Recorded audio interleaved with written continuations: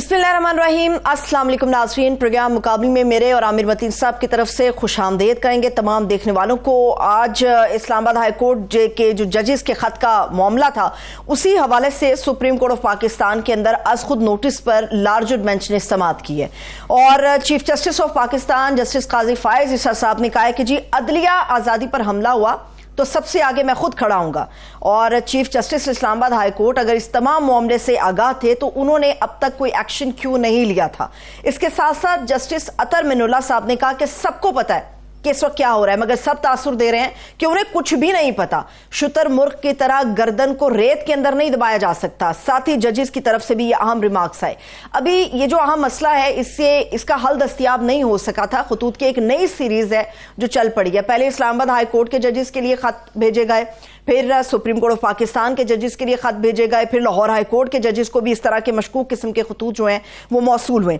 मामला यह है कि खत कौन और क्यों लिख रहा है, अभी तक इसके हवाले से कुछ भी अहम मालूमात दस्तयाब नहीं हो सके।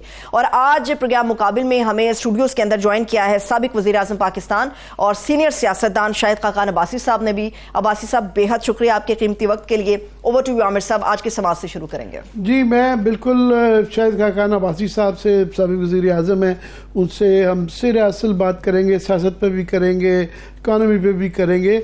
मगर ये सर दस्त जो इस वक्त मसला है, ये एक भौन चाल है, तो उस पर करना बड़ा ज़रूरी है। एक यू टर्न नज़र आया सुप्रीम कोर्ट की तरफ से कि पहले जो ये कमीशन एग्जेक्टिव को बता दिया गया था, सौंप दिया गया था कि वो TORs बनाए, और फिर तसद्दुक़ जिलानी साहब का नाम आया। पहले हम ये तासुर मिला था कि शायद वो एग्जेक्टिव तरफ से आया, आज के लिए ये बताया गया कि नहीं, वो अदालत की तरफ से उनका नाम दिया गया। बहरहाल उसके बाद वो बड़े उसके ऊपर एतराज़ात आए। अब वो रिवर्स हो के आज 7 मेंबर का बेंच बैठा सुप्रीम कोर्ट का, और आज खुद नोटिस ले के उन्होंने उसके ऊपर बात की। तो एक मैं समझता हूँ बहुत बड़ा वकीलों का तबका, सियासतदानों का तबका, समाजवादी गवर्नमेंट पार्टी के ज़ाहिर है उनका एक डिसीजन ये रिवर्स हुआ है, तो उनकी तुक समझ आती है कि वो इससे खुश नहीं होंगे। मगर उसके अलावा जनरली सिविल सोसाइटी, वकला और मीडिया, उन्होंने इसका खैर मकदम किया है। हाँ, PTI जो है, जिस तरह उनका एक तरीक़ाकार आजकल बन गया है कि मुख्तलिफ आरा आती हैं, कोई इधर से बोलता है, कोई उधर से बोलता है, तो उनका फिर अगेन पता नहीं वो गुड कॉप बैड कॉप खेल रहे थे, बड़े मुतज़ाद किस्म का आया। गौहर खान साहब को देखा, वो बड़े कॉशियसली ऑप्टिमिस्ट थे, मुहतातों के बात उन्होंने की कि जी बड़ी अच्छी बात है कि ये आज सुप्रीम कोर्ट का 7 मेंबर बेंच बना। और 7 मेंबर बेंच ने ये भी जो एक डिमांड की जा रही थी फुल कोर्ट करवाने की, उसके अंदर हालांकि कुछ लीगल अभाम हैं कि क्योंकि ये भी एक क्वेश्चन आता है कि अपील का हक क्योंकि अब प्रोसीजर्स एक्ट के मुताबिक दे दिया गया है, अगर फुल कोर्ट होगा तो कल को अपील कितने मेंबर की कैसे की जाएगी। मगर बहरहाल फ़िलहाल इशारा सुप्रीम कोर्ट ने आज इंडिया दिया है कि फुल कोर्ट इसके ऊपर वो करवाएंगे। अब मसला ये है कि ये एक छोटा इशू नहीं है, और ये वैसे कोई हैरानगी की बात भी नहीं है कि ये वो चीज़ें हैं जो हमारे यहाँ सालों से नहीं दिहाइयों से हो रही हैं। ये कोई ढकी छुपी बात नहीं है। ये आप असगर खान केस से देख लें कि अदालत के बेताशा फैसले आ चुके हुए हैं जिसके अंदर ये हमारे यहाँ ये गैबी ताकतों की इंटरफेरेंस सियासत के अंदर ये एक खुली हकीकत है। इसकी शिकायत जो है वज़ीर आज़म पाकिस्तान के करते रहे हैं, यहाँ सियासी पार्टियाँ करती रही हैं, मीडिया करता रहा है, इवन सुप्रीम कोर्ट के जजेस करते रहे हैं। मगर फ़र्क इस दफ़ा ये है कि इस दफ़ा एक बहुत बड़ी तादाद, तकरीबन सारा ही Islamabad high court स्वाय chief justice को उनको निकाल के साथ जजेस ने इकट्ठे हो के ये अपनी अर्जी पेश की है। تو ایک پورا ہائی کورٹ جب یہ کرتا ہے تو اس سے ایک بھونچال آ گیا ہے اور سب کو موقع مل گیا ہے. ورنہ یہ کوئی حیرانی کی بات میرے لیے تو نہیں ہے, بلکہ میں پوچھنا چاہوں گا شاہد خاقان عباسی صاحب کے لیے کہ یہ کتنا اہم ہے یہ جو اسلام آباد کے ہائی کورٹ کے ججز کے ایک خط نہیں, یہ پہلے بھی 2 خط تھے, یہ خطوں کا آنا اور اس کا اب ہماری پاکستان کی سیاسی صورتحال کے اوپر کیا اثرات ہوں گے؟ دیکھیں, اس پہ یہ بڑی بے بسی کا اظہار کیا ہے ججز نے. 5 ہائی کورٹس ہیں, ایک ہائی کورٹ کے 75% جج کہہ رہے ہیں کہ ہمارا جو فرض منصبی ہے اس کو ادا کرنے میں رکاوٹ ہے. انہوں نے سپریم جوڈیشل کاؤنسل سے گائیڈنس مانگی ہے کہ ہم اس صورتحال میں کیا کریں, یہ بات وہ کہہ رہے ہیں. اب اس میں حیران ہوں کہ ہم نے کبھی بھی ان چیزوں کو سنجیدہ نہیں لیا کہ حکومت کمیشن بنا رہی ہے. وہ جو انکوائری کمیشنز ہیں جو کمیشنز ایکٹ کے تحت ہیں ان کا یہ مقصد نہیں ہے. یہاں پر بڑا اسپیسیفک ایک کمپلینٹ سمجھیں یا ایک ریکویسٹ سمجھیں 6 ہائی کورٹ کے ججز نے کی ہے اور انہوں نے کہا کہ ہمیں سپریم جوڈیشل کاؤنسل کمیشن جو ہے وہ گائیڈ کرے کہ ہم کیا کریں, ہمیں فرض منصبی ادا کرنے میں رکاوٹ ہے, ہم نہیں کر سکتے. تو یہ بڑا ایک انپریسیڈنٹڈ سی بات ہے جو ہماری تاریخ میں کبھی نہیں ہوئی. تو آج برڈن جو ہے وہ چیف جسٹس صاحب پہ ہے کہ وہ کس طرح اس کو مینیج کرتے ہیں. کیونکہ اگر یہ جو میری رائے یہ تھی کہ اس پہ فل کورٹ اگر بن جائے تو وہ بہتر ہوگا, کیونکہ یہ ابہام ختم ہو جائے گا کہ مرضی کے بینچ بنائے گئے اور ان سے کوئی فیصلہ لے لیا گیا جو ماضی میں بات ہے. اور دوسری بات یہ ہے کہ یہ جو میڈیا سرکس ہم لگا لیتے ہیں یہ بڑا ہی ایک سنجیدہ معاملہ ہے کہ جو ہم ہمیشہ جوڈیشل ریفارمز کی بات کرتے ہیں کہ جو جوڈیشری کی انڈیپینڈنس ہے اس کی بات کرتے ہیں, تو یہ شاید اس بات سے آپ کو یہ موقع مل جائے کہ آپ اس چیز کے ابتدا کر دیں کہ ہماری جوڈیشری واقعی انڈیپینڈنٹ ہو سکے. بالکل آپ ٹھیک کہتے ہیں کہ ماضی میں بھی ہوتا رہا ہے, ماضی میں جو غلطی ہے آج کی غلطی کو جسٹیفائی تو نہیں کرتی, تو آج شاید موقع ہے کہ اس چیز کو ہمیشہ کے لیے درست کر لیں. تو میری یہ گزارش ہوگی, میری رائے یہ ہوگی کہ اس میں اس کو میڈیا سرکس نہ بنائیں, اس کو ان کیمرہ پروسیڈنگز کریں اور اس کو کسی منطقی انجام تک اس بات کو پہنچائیں. کیونکہ جو جن اداروں پر یہ الزام لگایا گیا ہے وہ قومی نوعیت کے ادارے ہیں, ان کی جو اصل ذمہ داری ہے وہ کچھ اور ہوتی ہے, وہ بہرحال ملک کی سیاست میں ملوث ہیں, تو ان کو بھی موقع دیں کہ وہ اپنی صفائی پیش کر سکیں, اپنی درستگی کر سکیں اگر غلطی ہے. تو اس لیے بڑا سنجیدہ معاملہ ہے, اس کو میڈیا سرکس میڈیا ٹرائل سے باہر رکھیں. آج بھی آپ نے دیکھا ہے کہ کس قسم کی باتیں جو آج کی پروسیڈنگز ہیں اس کے بارے میں میڈیا میں آ رہی ہیں کہ جی وہ تو اپنی صفائیاں پیش کر رہے تھے کہ میں یہ کیا یہ نہیں کیا. تو بہرحال ایک دلچسپ معاملہ پیدا ہوا ہے, اس سے اثرات ہوں گے ملک کی سیاست پر بھی اور جو ملک کی آئندہ جو جوڈیشل انڈیپینڈنس ہے اس پر بھی اس کے ایک آپ کے پاس موقع ہے کہ وہ ریفارم ہو جائے.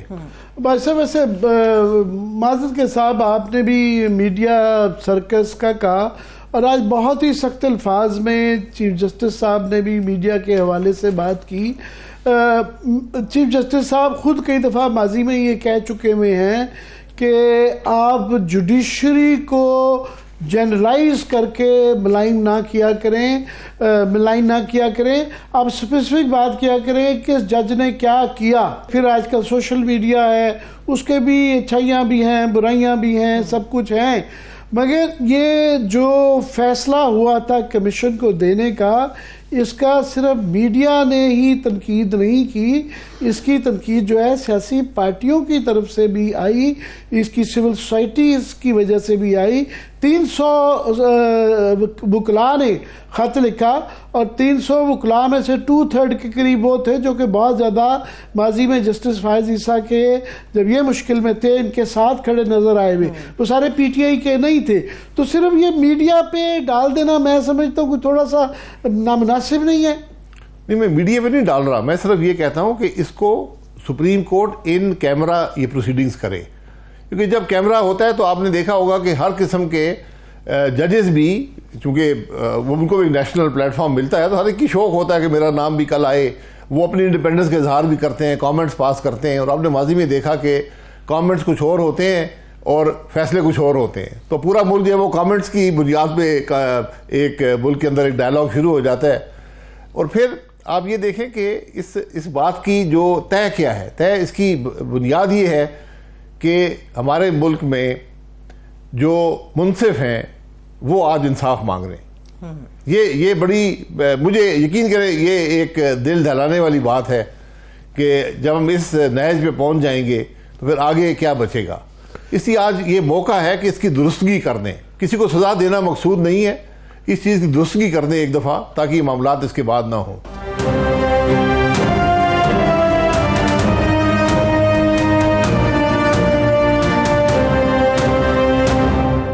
جس طرح آپ نے فرمایا کہ اس نہج پہ آ گئے ہیں کہ جج جو ہیں وہ فریادی بن گئے ہیں, اور آج جو بنیادی نقطہ آج جو بحث میں رہا عدالت کے وہ یہی رہا.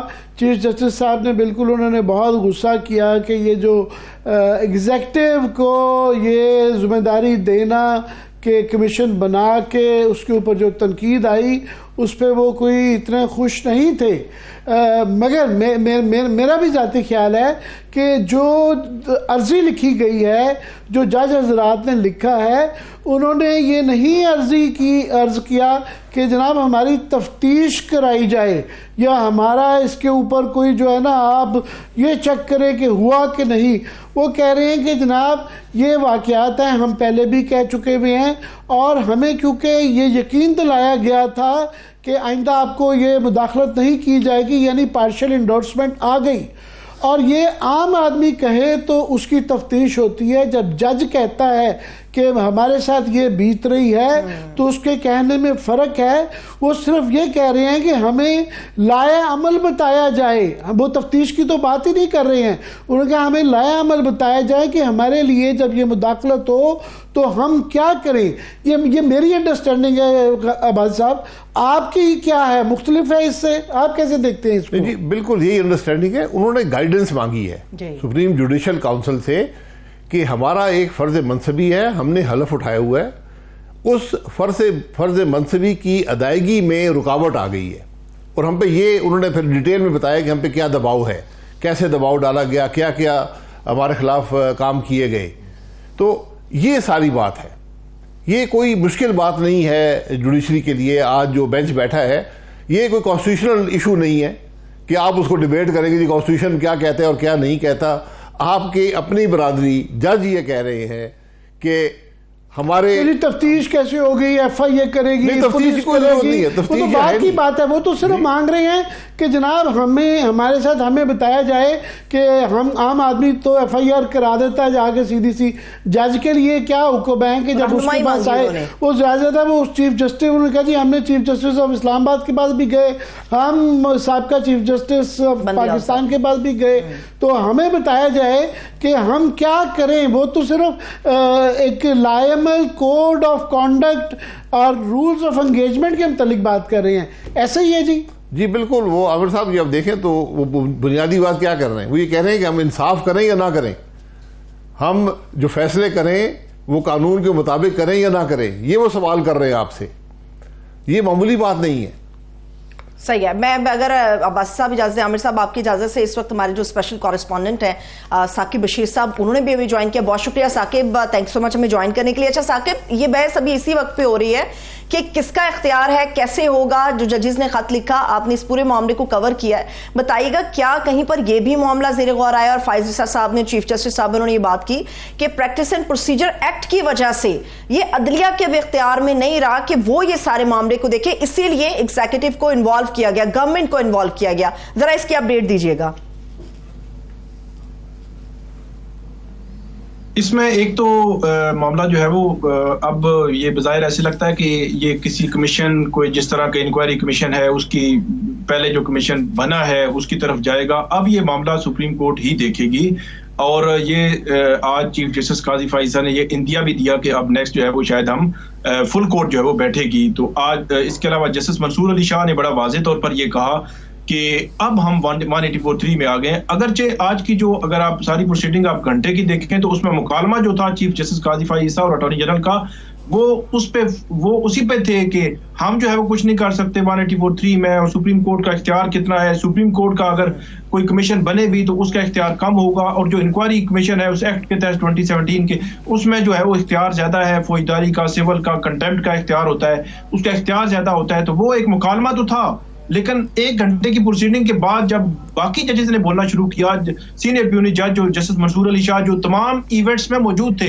مطلب جو وزیر اعظم سے ملاقات ہوئی، ہائی کورٹ کے ججز سے ملاقات ہوئی، تمام ایونٹس میں وہ موجود تھے، تو انہوں نے اپنا مائنڈ ڈسکلوز کیا. انہوں نے کہا اب 184(3) میں ہم آ گئے ہیں، اب ہم نے یہاں سے آگے دیکھنا ہے کہ اب ہم نے کرنا کیا ہے. تو اس کا مطلب یہ ہوا کہ اب جو ہے وہ معاملہ سپریم کورٹ ہی دیکھے گی، اور سپریم کورٹ جو ہے وہ فل کورٹ اگر بناتی ہے تو فل کورٹ میں دیکھا جائے گا. جس طرح واسف صاحب جو ہے وہ کہہ رہے تھے، یہ معاملہ جو ہے وہ میرا نہیں خیال کہ اس طرح ان ڈیپتھ جو ہے وہ دیکھا جائے گا، کیونکہ ہائی کورٹ لیول پہ جس طرح یہ آج بھی انہوں نے کہا کہ آپ کنٹمپٹ کی پروسیڈنگ جو شروع کر سکتے تھے، تو جب کسی جج کے خلاف اس طرح کا انفلوئنس ہوتا ہے یا کوئی اس قسم کی چیز ہوتی ہے تو اس میں جج ان کا جو کوئی آرڈر فرسٹریٹ ہوتا ہے تو اس کے خلاف کنٹمپٹ کی پروسیڈنگ شروع ہو جایا کرتی ہیں. اور کنٹمپٹ کی پروسیڈنگ جو ہے وہ ایک روٹین کی کارروائی کرنے کے بعد اس میں جزا سزا کا عدالت جو ہے فیصلہ کرتی ہے. تو یہ بھی ایک پاسبلٹی ہو سکتی ہے کہ عدالت انہیں ججز سے ایفیڈیوٹس لے کے، دوسری طرف سے رسپانس لے کے اس پہ کوئی فیصلہ بھی کر سکتی ہے، اور انیشلی جو ایگزامن کرنی ہے چیزیں وہ سپریم کورٹ خود بھی دیکھ سکتی ہے اگر فل کورٹ بیٹھ گئی. تو یہ ایک سینیریو جو ہے وہ کم سے کم اس لحاظ سے تو کلیئر نظر آ رہا ہے کہ اب معاملہ سپریم کورٹ ہی دیکھے گی. اب معاملہ دوبارہ ایسا نہیں ہے کہ وہاں پہ جائے گا، ایسا جو ہے لگ رہا ہے، کیونکہ انہوں نے ابھی جو ریٹن آرڈر دینا ہے، ریٹن آرڈر میں کوئی ایسی چیز بھی آ سکتی ہے کمیشن کے بننے پہ تو کافی لوگوں کو اعتراض نہیں تھا. سوال یہ تھا کہ کیا کمیشن کے جو ٹی او آرز ہوں گے وہ جوڈیشل کمیشن ہوگا، اور ٹی او آرز اور اس کو سپروائز جو ہے عدلیہ کرے گی، یا ایگزیکٹو جس کے اوپر الزام ہے، جس کے نیچے یہ تمام لوگ جن کے اوپر الزامات ہیں وہ بہرحال ایگزیکٹو کے نیچے آتے ہیں. یہ ایک ایشو تھا، پر وہاں پہ مختلف آراء نظر آئیں. چیف جسٹس صاحب ابھی بھی کل کے اپنے فیصلے کو نظر آیا کہ تھوڑے سے غصے میں بھی ہیں اور ابھی بھی اس کو ڈیفینڈ کر رہے ہیں، جبکہ خاص طور پہ اطہر من اللہ صاحب کی طرف سے بڑی اسٹرانگ آبزرویشنز آئیں. میں آپ کی اجازت، میں بھائی صاحب آپ کی اجازت سے بھی پڑھ لیتا ہوں کہ انہوں نے کہا کہ سب کو پتہ ہے کیا ہو رہا ہے، مگر سب تاثر دے رہے ہیں کہ کچھ نہیں ہو رہا. ججز کے خط کے معاملے پر ایگزیکٹو نامزد ہیں، کیا خط کی انکوائری بھی ایگزیکٹو کرے گی؟ اس کے بعد ان کا جی خط میں جج کہہ رہے ہیں کہ سیاسی انجینئرنگ اب بھی جاری ہے. آپ ہم سیاستدان کوئی کہے تو اس کے اوپر تو وہ آتا ہے. اب ظاہر ہے اطہر من اللہ صاحب سینئر جج جو ہیں جنہوں نے فیوچر میں چیف جسٹس بھی بننا ہے، وہ یہ فرما رہے ہیں کہ سیاسی انجینئرنگ اب بھی جاری ہے، ہم اپنی آنکھیں بند نہیں کر سکتے، بہت کچھ ہو رہا ہے. 2017 سے انہوں نے وہ بھی ذکر کیا، 2017 سے یہ سب چلتا آ رہا ہے. ماضی کو نہ کھولا جائے. اب یہ ماضی کو نہ کھولنے پہ بھی میں چاہوں گا اس کے اندر بھائی صاحب کہ ایک یہ ہے کہ بالکل ماضی کے اندر سے بھی یہ کوئی آج کے سلسلے سے ہم نے کہا نہیں ہے، یہ ماضی سے ہوتا آ رہا ہے، اور 2017 کی بھی ایک اپنی امپورٹنس ہے. آپ تو ڈائریکٹلی اس کے افیکٹڈ رہے ہوئے ہیں، پر وہاں دو خیال آ جاتے ہیں. ایک یہ کہ کھولنا بھی ضروری ہے سارے ماضی کی چیزیں، مگر پھر وہ اس کی جورسڈکشن وہ اتنی پھیلاؤ بڑھ جاتا ہے کہ جو ماضی میں دیکھا گیا کہ پھر کچھ بھی نہیں ہوتا. تو آپ کی کیا رائے ہے؟ جی عباسی صاحب. میں آپ سے پوچھوں. جی سوری، دیکھیں گزارش یہ ہے کہ آپ نے بالکل درست کہا کہ اگر ہم ماضی کو کھولنا شروع کریں گے تو کہاں تک جائیں گے؟ 1947 تک جانا پڑے گا.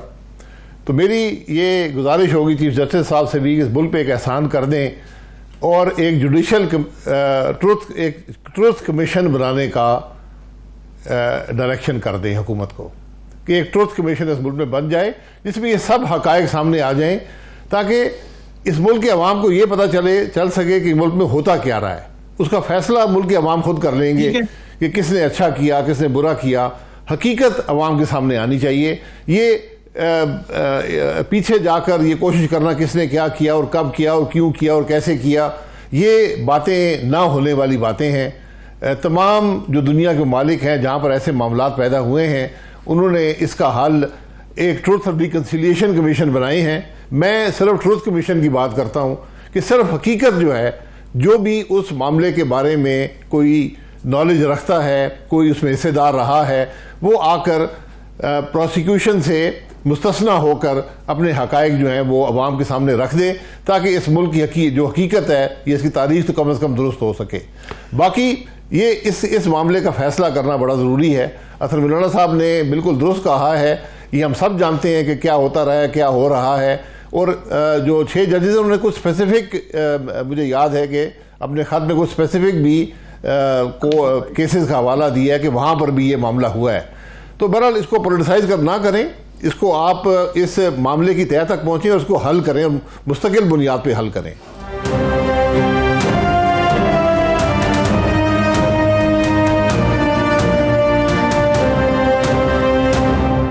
آپ بنیادی طور پہ یہ کہہ رہے ہیں کہ یہ بڑی بات کی جاتی ہے کہ وے فارورڈ ہونا چاہیے ملک کے اندر, کچھ بنیادی مسائل کے اوپر فہم و تفہیم کے ساتھ کوئی رولز آف انگیجمنٹ طے کر لیں, مگر یہ بحث رہتی ہے ہمیشہ کہ کون کرے گا. تو یہ ایک اپرچونٹی آ گئی ہے کہ جوڈیشری کے کورٹ کے اندر یہ گیند پھینک دیا گیا ہے, جس کے بہانے یہ درستگی کرتے ہوئے یہ جو آپ کا آئیڈیا, یہ پہلے بھی آپ کرتے رہے ہیں بات, اور آپ کے ساتھ آپ کے رفقا بھی یہ کرتے رہے ہیں کہ سٹارٹ جو ہوگا وہ ٹروتھ اینڈ ریکنسیلیشن کا, وہ سچائی بیان کرنے سے ہوگا. تو یہ موقع سے کیا جا سکتا ہے. میں اسپیسیفک پہ چاہوں گا ثاقب آپ سے پوچھنا کہ جس طرح منصور علی شاہ صاحب نے یہ فرمایا کہ ہر ہائی کورٹ کے پاس اپنی پاور ہے, وہ استعمال کریں. ہم ہائی کورٹس کے معاملات میں مداخلت نہیں کرنا چاہ رہے, جس سے کہ یہ ایک تاثر ملتا ہے کہ وہ یہ کہہ رہے ہیں کہ جناب توہین عدالت کی اس میں اختیار جو ہے یہاں تو ماتحت عدالتوں نے کیا, آپ تو ہائی کورٹ ہیں, جب آپ کے خلاف یہ ہے آپ خود بلا سکتے ہیں. مگر اس کا ایک کاؤنٹر آرگومنٹ یہ ہے کہ یہاں پہ اس لیے تھوڑا سا یہ زور پکڑا ہے اس ساری موو نے کہ یہاں 7 ہائی کورٹ کے ججز ہیں. جب ایک جج کرتا ہے تو وہ سنگل آؤٹ کر لیا جاتا ہے, اور ان سب نے اپنے طور پہ کوششیں علیحدہ علیحدہ کر چکے ہیں. یہ ہائی کورٹ کے چیف جسٹسز کے پاس اپنے جا چکے ہیں, سپریم کورٹ کے چیف جسٹسز کے پاس جا چکے ہوئے ہیں, یہ شکایتیں پہلے ہو چکی ہیں, مگر اس کا یہ نکلا نہیں ہے. کسی آج کل کے ماحول میں یہ ایک جج سے ایکسپیکٹ کرنا کہ وہ یہاں پہ ہم نے دیکھا کہ پچھلے چیف جسٹس بندیال صاحب, ان کی ہمت نہیں ہوئی تھی کسی کو بلانے کے لیے کہ جناب یہ 90 دن کے اندر آپ الیکشن نہیں کر رہے. تو ابھی بھی جو ہے نظر آیا, ہم نے یہ الزام لگایا کہ عدالت نظر آ رہی ہے کہ جان چھڑاتے ہوئے. تو اب جو ہے یہ ایکسپیکٹ کرنا کہ ہائی کورٹ کے ثاقب جو ججز ہیں وہ توہین عدالت میں ان تمام طاقتور لوگوں کو بلا لیں گے, کہیں گے جی ہاؤ ڈیئر یو. ایک تو وہ عامر صاحب بات کی درمیان میں وہ جی بالکل آواز آ رہی ہے. میں کہہ رہا ہوں کہ بات کرتے ہوئے درمیان وہ جسٹس اطہر ملالہ کے مستقبل کے چیف جسٹس کی بات ہو رہی, تو وہ مستقبل کے چیف جسٹس نہیں بنیں گے بلکہ وہ ان کی ریٹائرمنٹ ہو جائے گی پہلے ہی. میں نے کہا یہ تھوڑی سی کر دوں. اس کے علاوہ جو آپ نے ایگزیکٹلی جو بات کی جو ہائی کورٹس کے حوالے سے, اور خاص طور پر یہ گراؤنڈ ریالٹیز ہیں. مجھے بھی تقریباً 10-12 سال ہو گئے کورٹ رپورٹنگ کرتے ہوئے. اس سے قبل بھی جو جتنے بھی کورٹ رپورٹرز ہیں میری ان سے بھی بات ہوئی. میں نے ان کو کہا کہ مجھے کم سے کم یہ بتائیں تو صحیح کہ کتنے کو جو طاقتور حلقے ہیں جو ہوں بھی جو ہے وہ سرونگ ہوں, تو کتنوں کو آپ نے اس قسم کے کنٹیمپٹ نوٹس ایشو ہوئے ہیں, کبھی ایشو ہوئے ہیں. تو ایسی کوئی ایگزامپلیں مطلب کو خاص ملتی نہیں ہیں کہ کوئی اس قسم کا کوئی سین جو ہے وہ ہوا ہو. تو اس لیے یہ گراؤنڈ ریالٹیز ہیں, ان کے ساتھ ملا کے ہمیں کنٹیمپٹ جب کہتے ہیں, سپریم کورٹ کہتی ہے, یا ایک بحث جو ہے وہ جنریٹ ہوئی ہے کہ ان کو کنٹیمپٹ میں بلا لینا چاہیے تھا. تو یہ آپ نے یہ بات کی ابھی اپنے سوال میں کہ پہلے سنگل آؤٹ کر لیا جاتا تھا کہ کسی ایک جج, تو یہ تمام اکٹھے اسی لیے ہوئے کیونکہ واقعات سب کے ساتھ کوئی نہ کوئی واقعہ ہوا, سب اکٹھے اسی لیے ہوئے, اور اکٹھے ہو کے انہوں نے اپنے چیف جسٹس کو لکھا کہ آپ یہ کنٹیمپٹ کی کارروائی شروع کر سکتے ہیں. انہوں نے نہیں کی, 1 سال نہیں کی. تو جو جسٹس منصور علی شاہ نے جو سوال اٹھایا تھا وہ بڑا ویلڈ تھا. انہوں نے بلکہ جسٹس قاضی فائزہ نے کہا کہ ہم ہائی کورٹس کے اختیارات میں نہیں جا سکتے, ان میں ڈائریکشن نہیں دے سکتے, لیکن انہوں نے یہ کہا کہ جو ہمارے سامنے سوال آ گیا وہ تو دیکھیں کہ وہ تو ڈائریکٹلی یہ کہہ رہے ہیں کہ اگر چیف جسٹس ان کے ساتھ کوئی معاملہ ہوتا ہے, چیف جسٹس بھی کچھ نہیں کرتا, پھر انہوں نے کرنا کیا ہے, کہ فیوچر میں کیسے روکے. ڈسٹرکٹ جوڈیشری والا جو جج ہے وہ کیسے پروٹیکٹ کرے گا اگر اس کو کوئی انفلوئنس کرتا ہے, مداخلت کرنے کی کوشش کرتا ہے, تاکہ آج کے بعد تو یہ معاملہ جو ہے وہ کہیں نہ کہیں رکنا چاہیے. آپ نے جس جمال مندو خیل ان کو سنا ہوگا, وہ بھی یہ کہہ رہے تھے کہ کم سے کم آج کے بعد تو ہم یہ فیل کریں کہ ایک آزاد جو ہے وہ اس ماحول میں ہم جو ہے وہ فیصلے کر رہے ہیں. تو اس کا مطلب یہ ہے کہ یہ چیزیں کہیں نہ کہیں موجود تو ہیں. ہائی کورٹس لیول پہ یہ ہونی چاہیے, سیٹل ہونی چاہیے تھی. کنٹیمپٹ میں اگر بلا لیتے, کیونکہ یہ ایک انپریسیڈنٹڈ ہوتا اگر وہ کنٹیمپٹ میں ان لوگوں کو بلاتے. اب سپریم کورٹ کے اوپر سارا جو ہے وہ وزن تو سپریم کورٹ کے اوپر آیا ہے. سپریم کورٹ نے یہ وزن لینا ہے, لے گی, یہ جو ہے وہ عام سوال ہے. اور اس میں ایک اور جو چیز امپورٹنٹ یہ ہے کہ اب جو اس میں فل کورٹ آئے گی, فل کورٹ میں جو نئے ججز ہیں جسٹس منیب اختر ہیں, جسٹس عائشہ ملک ہیں, وہ بھی آئیں گی. تو اب ظاہر سی بات ہے ان کی بھی اوپینین اس حوالے سے موجود ہے, اور وہ اوپینین ہمیں فل کورٹ میں بھی نظر آئی ہے. فل کورٹ میں جو ریٹائرڈ جج یا جو کمیشن والی بات تھی اس پہ جو ڈیبیٹ ہوتی رہی ہے, وہاں پہ ان کی اوپینین جو ہے مختلف تھی, اور وہ یہی چاہتے تھے کہ ادارہ سپریم کورٹ بطور ادارہ اس پہ ریئیکٹ کرے, اور اس میں جو اس کے ادارے کی سطح پر جو رسپانس ہے وہ آنا چاہیے. اور 184(3) میں اور اسی طرح فل کورٹ کی یہ بات ہو رہی تھی, آخر میں وہ معاملہ وہیں پہ پہنچ گیا ہے. تو اب ایسے لگتا ہے کہ یہ معاملہ اب کسی نہ کسی کنکلوژن پہ جانا ہے. ایسا لگ نہیں رہا کہ اب معاملہ جو ہے وہ کہیں نہ کہیں رکے گا. جو ثاقب, مجھے جو اس کے اندر لگتا ہے, اس کے دو اہم زاویے ہیں.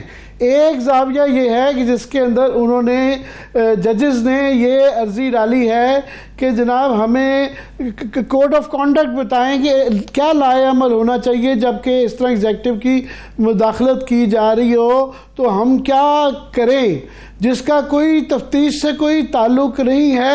وہ کلیئرلی یہ کہا جا سکتا ہے.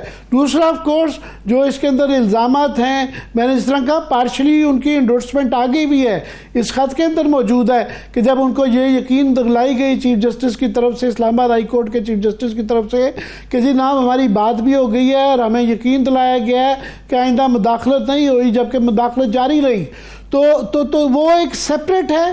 اس کے لیے جو ہے ایک, کیا آپ کے خیال میں کمیشن ایک جوڈیشل اس کے انڈر جو ہے وہ نگرانی میں بنے گا, مگر اس کا فیصلہ تو یہ فل کورٹ ڈائریکٹلی کر سکتی ہے کہ انسٹرکشنز دینا کہ ایسی صورت میں ججز کا کیا لائے عمل ہونا چاہیے.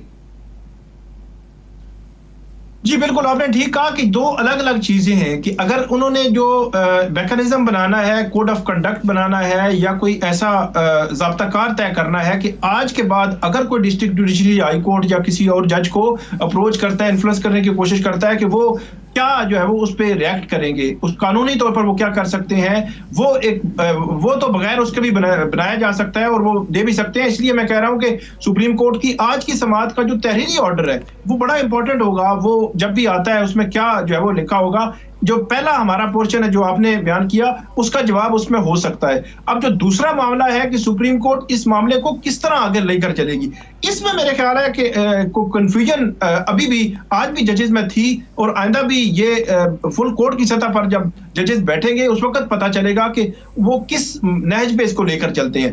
ایک معاملہ تو سمپل یہ ہے کہ وہ یہ کہیں کہ یہ ہائی کورٹ کے ججز نے یہ بات کی ہے اور یہیں سے ہم آگے بڑھیں گے, یہ بات آئی ہے, اس پہ دوسری طرف سے رسپانس لے کے اس کو کوئی فیصلہ کریں, یا اس پہ کوئی مطلب انویسٹیگیٹ, تو اب وہ اس کو ان ڈیپتھ دیکھنا, کراس ایگزامن کرنا, اسٹیٹمنٹس ریکارڈ ہونا, یہ تو ایک پورا پروسیس اسی طرح نہیں ہوگا. اگر نارمل جو انکوائری کمیشن ہے یا جوڈیشل کمیشن اگر بنے تو وہ پورا ایک پروسیس جو ہے ان کو کرنا پڑے گا, کیونکہ اس میں پھر یہ ہوگا کہ کیونکہ اگر فل کورٹ بن جاتا ہے تو پھر وہ اپیل والا رائٹ بھی ختم ہو جائے گا جو ایگریوڈ پارٹی ہوگی, تو پھر وہ کہیں گے کہ شاید ہمیں اب انصاف جو ہے وہ کم سے کم پورا کرنا چاہیے کہ جو رسپونڈنٹ سائڈ ہے اس کو پورا ٹائم پورا اس کے بعد بھائی صاحب سے سیاست, پارلیمنٹ اور اکانومی وغیرہ بات کر چاہوں گا. وہ کوئکلی ایک ہمیں ذرا ایکسپلین کر دیں کہ یہ جو ایشو یہ ایک رہتا تھا کہ کیونکہ ابھی جو نئے پروسیجر ایکٹ بن گیا ہوا ہے اس کے اندر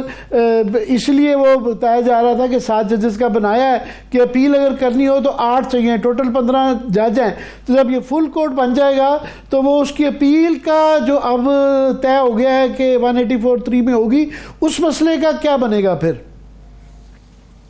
یہ وہ مسئلہ ہے جب یہ سماعتیں ہو رہی تھی پریکٹس اینڈ پروسیجر ایکٹ کی، اس وقت جسٹس عائشہ ملک یہ سوال بار بار اٹھا رہی تھی اور اس پہ بہت ٹرول بھی کیا گیا کہ وہ عائشہ ملک نے یہ سوال اس وقت بھی کیا تھا کہ اس کا اگر اپیل کا فیصلہ کرنا ہے تو فل کورٹ ہے، تو یہ بھی اس وقت کہا گیا تھا کہ اپیل فل کورٹ تو بس فل کورٹ ہے، اس کی کیا اپیل ہونی.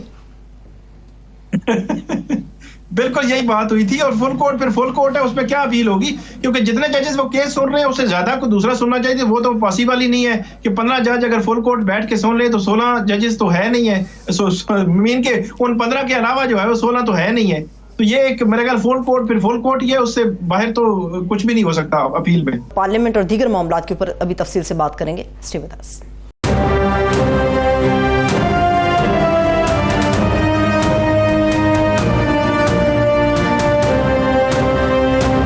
بریک کے بعد ایک بار پھر سے خوش آمدید کہیں گے تمام دیکھنے والوں کو. اب کچھ بات کریں گے پاکستان میں موجود جو سیاسی جماعتیں سیاست کر رہی ہیں اور پھر پارلیمنٹ کے معاملات ہیں، اس پہ عباسی صاحب سے ہم گفتگو کریں گے. جی عامر صاحب. جی بھائی صاحب سے خاص طور پہ اس لیے بھی کر رہے ہیں کہ یہ کنسسٹنٹلی یہ الیکشن سے پہلے سے یہ اور ان کے رفقا کہہ رہے تھے کہ جناب یہ وے فارورڈ اگر چاہ رہے ہیں تو پہلے آپ کو رولز آف دا گیم جو ہے نا وہ سیٹ کرنے پڑیں گے، ورنہ یہ پرانے ہی سراغ سے بار بار ڈسے جانے والی بات ہے.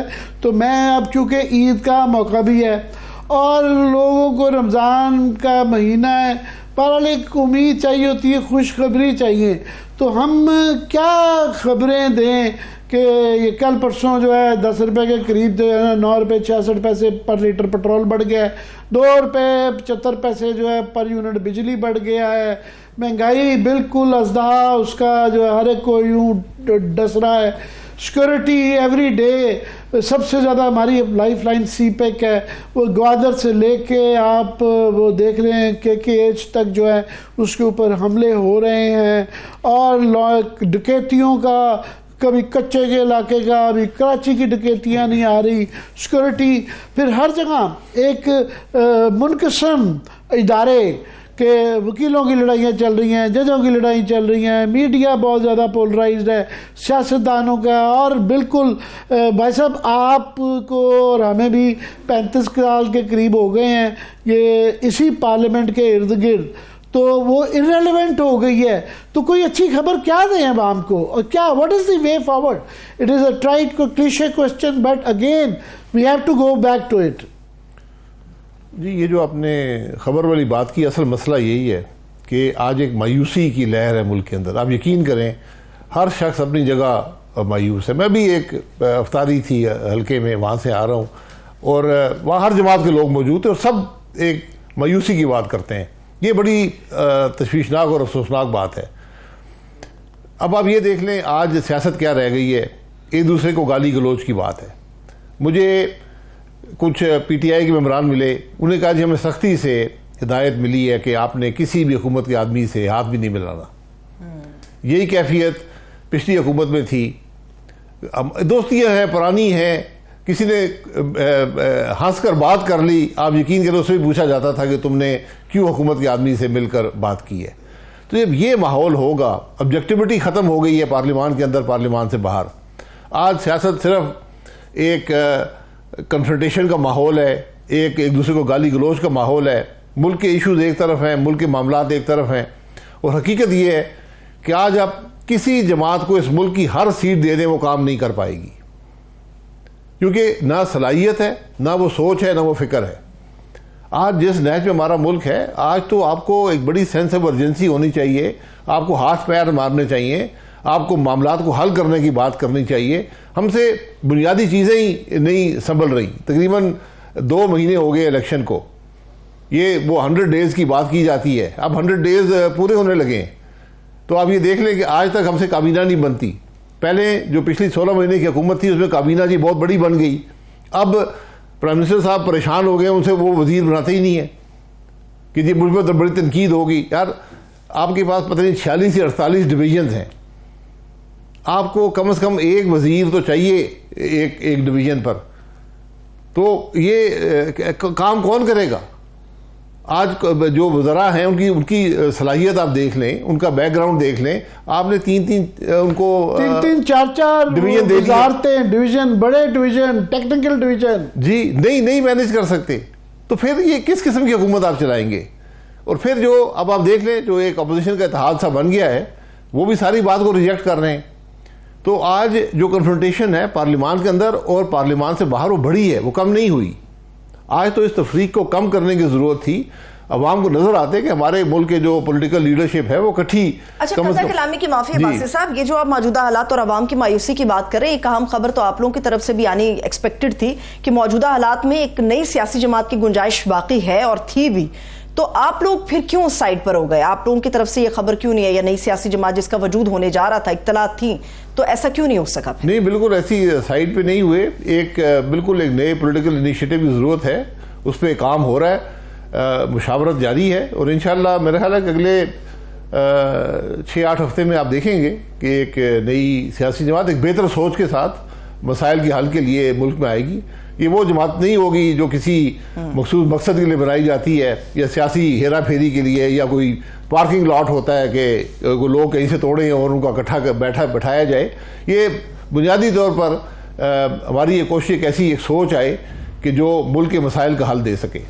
یہ بھائی صاحب ہم تھک گئے ہیں سبھی یہ والا لیکچر دیتے اور سنتے کہ یوں ہونا چاہیے, جبکہ جو ہو رہا ہے وہ بالکل اس سے مختلف ہے اور وشیس سرکل ہے, نکل ہی اس سے نہیں پا رہے. جو کھڑکی میں آ جاتا ہے تو وہ بس کھڑکی میں آ جاتا ہے, دوسرے تاریاں میں جاتے ہیں اور مزے لیتے ہیں, اور جب تک کہ ان کی اپنی باری آئے تو یہ کبھی تو یہ لاک جیم جو ہے, یہ جگرناٹ کہہ لیں, کھڑکی کہہ لیں, یہ کب ٹوٹے گا؟ یہ ہماری زندگی میں ٹوٹے گا. آپ بالکل آپ کی بات درست ہے. ہم ہمیشہ احتساب کی باتیں کرتے ہیں.